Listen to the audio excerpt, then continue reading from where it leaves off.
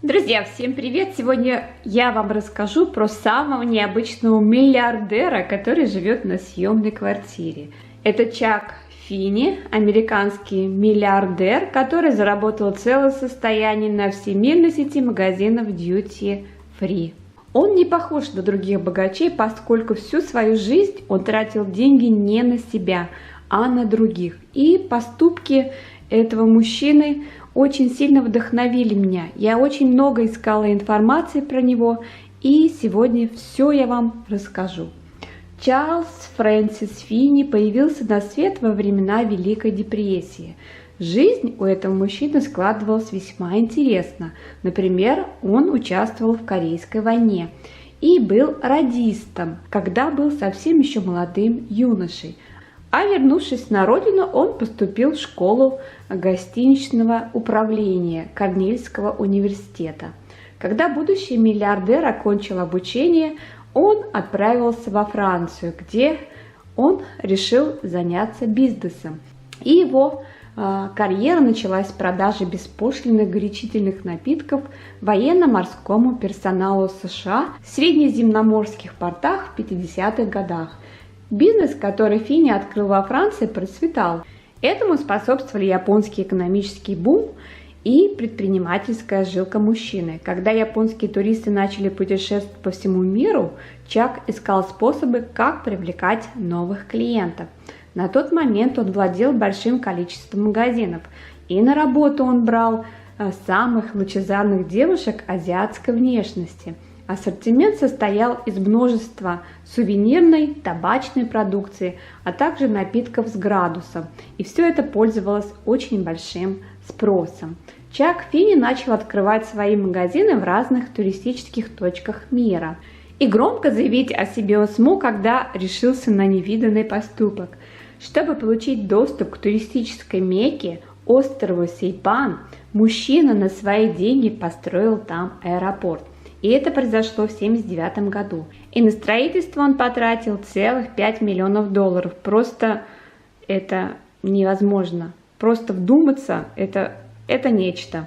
Чарльз стоял у истоков беспошлинной торговли. К слову, в этом и заключается суть всемирно известной торговой сети Duty Free.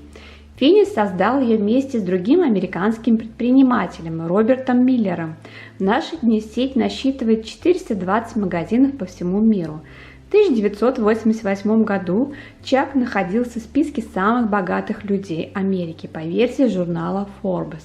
Правда, уже на тот момент все заработанные деньги Финни не оставлял себе, а тратил на благотворительность. Американский миллиардер не похож на других богачей. Он никогда не кичился своим положением в обществе и никогда не купался в роскоши. Мужчина всю жизнь прожил в арендованном жилье, и у него нет своего автомобиля, и он всегда путешествует исключительно эконом-классом. В городе Чарльз предпочитает ездить на метро. Трапезничает он в обычных кафешках, не в ресторанах. Может показаться, что Финни откладывает деньги на черный день или просто жадничает, но все происходит с точностью до наоборот. За последние 30 лет бизнесмен потратил на благотворительность более $8 миллиардов. Благодаря этим деньгам удалось построить или усовершенствовать множество университетов, больниц, школ, научных центров. И речь идет не только об США, но о таких государствах, как Ирландия, Вьетнам, Австралия, Африка, Бермудские острова. Миллиардер Чак Финни не любит говорить о своих достижениях. Долгие годы никто не знал о том, что мужчина отдает столько денег на благие дела. За всю свою жизнь американец дал всего несколько интервью. В них он рассказывает, что ему больше нравится не зарабатывать деньги, а отдавать их. Также Чарльз создал свой благотворительный фонд, который просуществовал до 2020 года.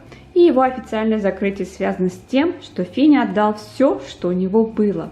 Конечно, он оставил какую-то сумму на спокойную и счастливую старость, но, однако, сумма пожертвований с этим просто не сравнится.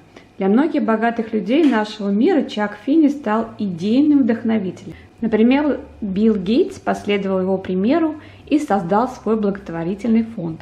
Он существует для того, чтобы привлекать богачей, которые готовы попрощаться со своим состоянием ради благой цели.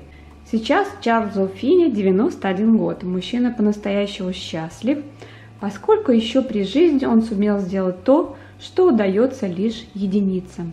И пусть эта история вдохновит вас на собственные свершения. Друзья, напишите, пожалуйста, под видео, что вы думаете об этом человеке и слышали ли вы о нем.